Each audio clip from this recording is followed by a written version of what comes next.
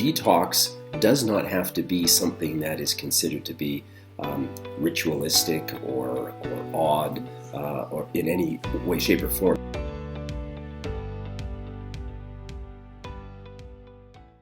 Good day there, folks. Dr. Mike Breen here one more time from the Chiropractic Family Care Center and the Healthy Transformations Program.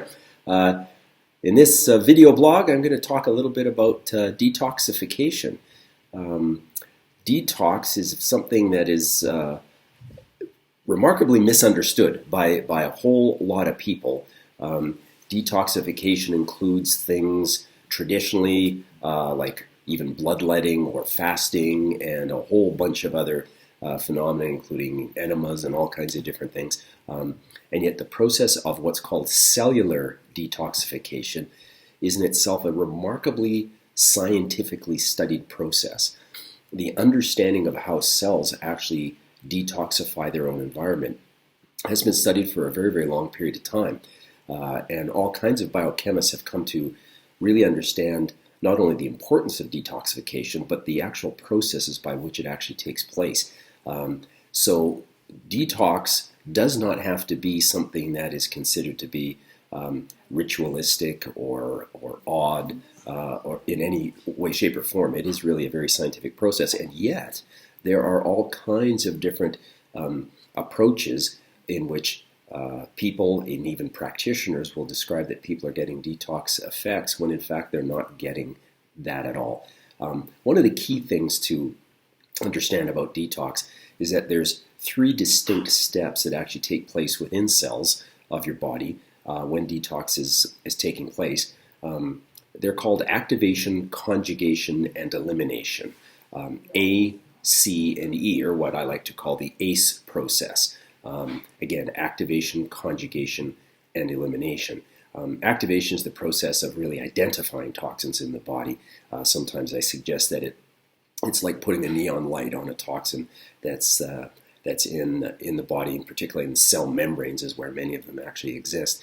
Conjugation is the binding then to these activated toxins, or the toxins with the neon lights. If you can imagine a little water balloon surrounding the toxin, and that's an important point because getting the toxin to become a water-soluble substance as opposed to a fat-soluble substance is a very important step in detox. And then elimination is pretty obvious. The majority of the elimination actually occurs by urinary function, a little bit by digestive or fecal function, some by breathing, in fact, and yet most of it's urinary. So what's really key is that from a biochemical perspective, the activation step is actually the easiest, biochemically speaking. It involves less nutrient and fewer biochemical steps.